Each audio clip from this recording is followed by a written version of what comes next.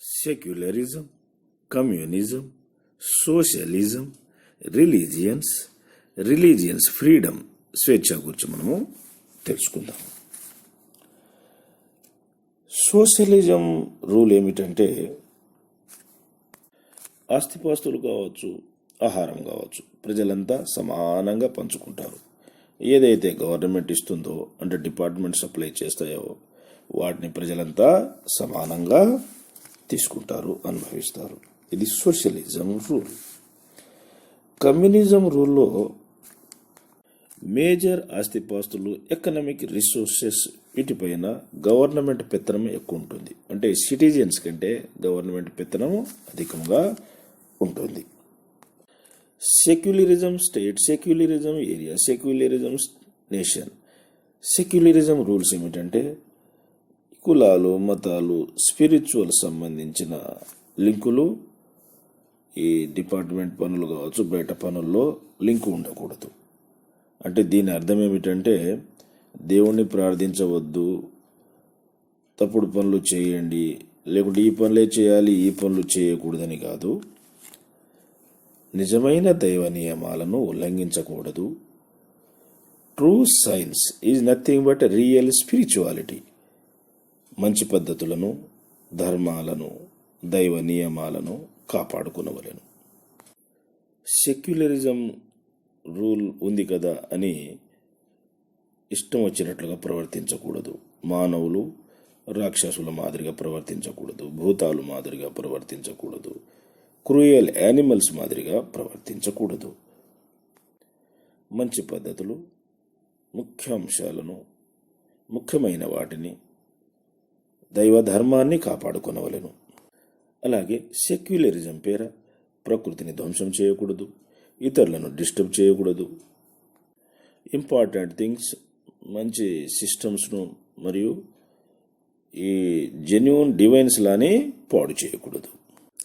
Religion అంటే all religions are created groups, సృష్టించబడ్డ public groups అన్నమాట. హిందూయిజం అనేది కూడా ఒక క్రియేటెడ్ గ్రూపే. అయితే ఇది పురాతన కాలంలో, ఏన్షియంట్ యుగ్స్లో, మరి ఇప్పుడు కూడా బెస్ట్ గ్రూప్ అని పేరు వచ్చింది. దీనికి కారణం ఏమిటంటే మహాయోగులు, ఋషులు, ఎక్స్పర్ట్స్ అంతా వీటిలో ఉన్నారు. ఈ మ్యాక్సిమం కామన్ ప్రజలంతా దీన్ని, ఈ గ్రూప్ని లైక్ చేయడం వల్ల ఈ బెస్ట్ రిలీజియన్ అనే పేరు వచ్చింది. వాస్తవానికి ఏ క్యాస్ట్ అయినా,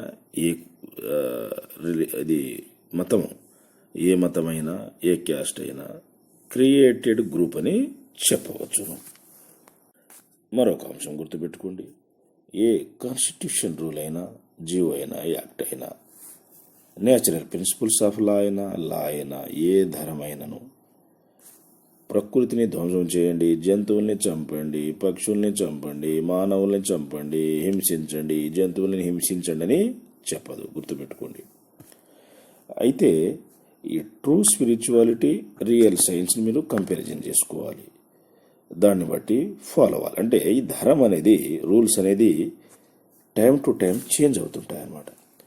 ఇప్పుడు మంచి సిస్టంలో మీకు వెజ్ ఫుడ్ అనేది ఆల్వేస్ సేఫ్ అండ్ బెస్ట్, చాలా ఆరోగ్యకరము. అయితే కొంతమంది నాన్ వెజ్ లేనిది ఉండలేరు. వారు ఎగ్స్ తినవచ్చు. ప్రోటీన్స్ కోసం పల్సెస్, నట్స్, దాల్ వగైరా ఎనఫ్, అవి సరిపోతాయి మీకు. పప్పులు, పప్పు ధాన్యాలు, ప్రోటీన్స్ సరిపోతాయి అన్నమాట. అవి తింటే ప్రోటీన్స్ చాలా వస్తుంది, ప్రాబ్లం లేదు. అయితే కొంతమంది ఎగ్స్తో కూడా ఉండలేని వాళ్ళు ఫిష్ ఎట్సెట్రా ఎగ్జామ్టెడ్, చేప వగైరా చిన్నవి వాటిని ప్రభుత్వం, ఈ డిపార్ట్మెంట్స్ మినహాయించడమైనది. కారణం ఏమిటంటే వారు ఉండలేరు, పైగా ఏదో చిన్న పెట్టి డిసీజెస్ కర్మలతో పోతుంది కాబట్టి ఎగ్జామ్షన్ ఇచ్చారు. కనుక వేరే జంతువుల్ని చంపకూడదు. ఇంకొకటి, ముఖ్యాంశాలను పాడు చేయకూడదు. మీకు ఏ చట్టమైనా, ఏ రూల్ అయినా best systems, important things, important systems, true divines లాని పాడు చేయకూడదు. అలాగే ఇతరులకు ఇబ్బంది కలిగించకూడదు. అలాగే జంతువుల్ని, పక్షుల్ని, ప్రకృతిని ధ్వంసం చేసే హక్కు మానవుడికి లేదు. గుర్తుపెట్టుకోండి. ఇప్పుడు ఇంపార్టెంట్ యానిమల్స్ అంటే పూర్వపు కాలంలో చూడండి మీరు, ఏ మెషిన్స్ లేనప్పుడు వ్యవసాయపు జంతువులు అనగా దున్నలు, ఎద్దులు, ఆవులు వగైరా వ్యవసాయం చేసినవి, పంటలు పండించినవి మానవులకి, పశువులకి, పక్షులకి ఆహారాన్ని సృష్టించాను. అలాగే ట్రాన్స్పోర్ట్ యానిమల్స్ అనగా ఈ ఏనుగులు, అలాగే కేమల్స్, ఒంటెలు, దున్నలు, ఎద్దులు, ఈ మెన్ అండ్ మెటీరియల్ ఒక ప్లేస్ నుండి మరొక ప్లేస్కి ట్రాన్స్పోర్ట్ చేయుటకు, ధాన్యాన్ని పొలం నుండి ఇంటికి చేర్చుటకు వగైరా ఉపయోగపడినవి. అలాగే ఆవు, గేదెల నుండి పాలు, వాటి నుండి పెరుగు, వెన్న, నెయ్యి కూడా మనుషులకు లభించను. కనుక వాటిని దైవిక జంతువులు అన్నారు, ఇంపార్టెంట్ యానిమల్స్. వాటిని చంపకూడదు, రక్షించుకోవాల్సిన బాధ్యత మనది. కాన్స్టిట్యూషను సెక్యులరిజం అని పేర చంపకూడదు. పాపము, ఇటు శిక్షార్హులు కూడా. మీరు కరెక్ట్గా ఆలోచిస్తే శిక్షార్హులు కూడా. ఇంపార్టెంట్ శిష్టాన్ని, దైవ ధర్మాన్ని, మంచి పద్ధతులను కాపాడుకునవలెను. ఈ నాన్ వెజ్ ఫుడ్ ఇంకొకటి ఏమిటంటే చాలా జబ్బులకు కారణమవుతుంది. ఎస్వి రీసెర్చ్ ఇన్స్టిట్యూట్ దీర్ఘకాలిక పరిశోధనలో తేలింది. అలాగే లక్షలాది మంది వివిధ గ్రూప్స్ ప్రజలందరి జబ్బులు కూడా, వివిధ వ్యాధులు, ఆరోగ్య సమస్యలన్నింటినీ బాగు చేయడం జరిగినది. ప్రతి దేశం రాజ్యాంగం చెప్పేది ఏమిటంటే యూనిటీగా ఉండండి, దేశాన్ని, రాష్ట్రాన్ని, మీ ఏరియాని అభివృద్ధి చేసుకోండి, శాంతిగా బ్రతకండి, సౌఖ్యంగా బ్రతకండి, ప్రపంచాన్ని శాంతిగా ఉంచండి, పక్షుల్ని, జంతువుల్ని, ప్రకృతిని ధ్వంసం చేయకూడదు, ఫారెస్ట్, హిల్స్, ఈ కొండల్ని ధ్వంసం చేయకూడదు, మంచి పద్ధతులను, దైవ నియమాలను తప్పక కాపాడుకునవలెననే చెప్పును. గుర్తుపెట్టుకోండి. ఏ రూల్స్ అయినను పాడు చేయండి అని చెప్పవు. మరొక అంశము సోషలిజం కావచ్చు, కమ్యూనిజం కావచ్చు, సెక్యులరిజం కావచ్చు. సెక్యులరిజం అని చెప్పేసి ఇతరులను డిస్టర్బ్ చేయకూడదు. ఫర్ ఎగ్జాంపుల్, ఏ ప్రార్థనల పేరు, పూజల పేరు మీరు గట్టిగా అరిచి మైక్ సెట్ల ద్వారా, మీ మతాల సెంటర్స్ నుండి మైక్ సెట్ ద్వారా ప్రసారం చేసి ఇబ్బంది పెట్టకూడదు. ఆ అరుపులు, కేకల వల్ల ఈ అనారోగ్యంగా ఉండేవాళ్ళు, జ్వరంతో ఉండేవాళ్ళు, మైగ్రేను, తలనొప్పి, వివిధ వ్యాధులతో బాధపడేవాళ్ళు ఇంకా సఫర్ అవుతారు. కనుక ఇతరులని డిస్టర్బ్ చేయకూడదు. మీ వాయిసో, మ్యూజికో, ప్రార్థన ఎలా ఉండాలి మరి? వర్షం కురిపించగలగాలి, ఆరోగ్యాన్ని బాగు చేయగలగాలి, మానసిక జబ్బుల్ని పోగొట్టే శక్తి ఉండాలి. మరి అవి కొన్ని పాటలకు, మ్యూజిక్స్కి ఉన్నాయి. కొన్ని దైవ సంబంధించిన పాటలు, దైవ సంబంధించిన మెడిటేషన్ మ్యూజిక్ ఉన్నాయి. అంతేకాని సంబంధం లేని మ్యూజిక్, అరుపులు, కేకలు, ప్రార్థనలతో ఇతరులను ఇబ్బంది పెట్టకూడదు. అలాగే మానవులు, దయ్యాలు, భూతాలు, రాక్షసులు మాదిరిగా ప్రవర్తించకూడదు. మీకు ఏ కాన్స్టిట్యూషన్, ఏ రూల్ అయినా, లా అయినా, జీవో అయినా, భూతాలు, దయ్యాలు, రాక్షసులు, క్రూర యానిమల్స్ అంటే క్రూయల్ యానిమల్స్, క్రూర మృగాల మాదిరిగా ప్రవర్తించండి, మనుషుల్ని తినండి, జంతువుల్ని తినండి, పక్షుల్ని తినండి, హింసించండి అని చెప్పవు. గుర్తుపెట్టుకోండి.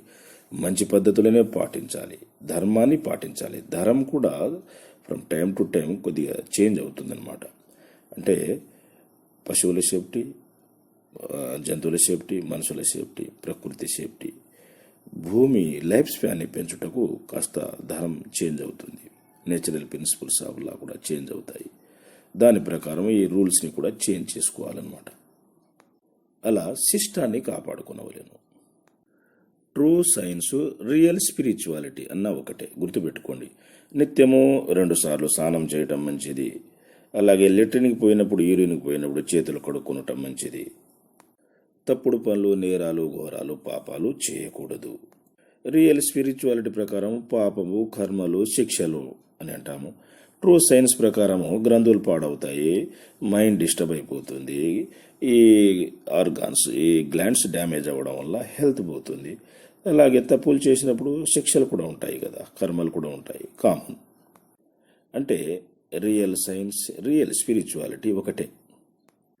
అలాగే నాన్ వెజ్ తినకూడదు, ఆల్కహాయిల్, డ్రగ్స్ వాడకూడదు, నేరాలు, ఘోరాలు, పాపాలు, రేపులు, హత్యలు, మోసాలు, అబద్ధాలు చెప్పకూడదు, లంచాలు తినకూడదు, ఇతరుల సొమ్ముని తినకూడదు, పరుల సొమ్ముని తినకూడదు, ఊరికే ఫ్రీ డబ్బును ఆశించకూడదు, ఫ్రీగా ఇతరుల ఆహారం కూడా కారణం లేకుండా ముట్టుకొనకూడదు. ఇలా అనేకం ఉన్నాయి.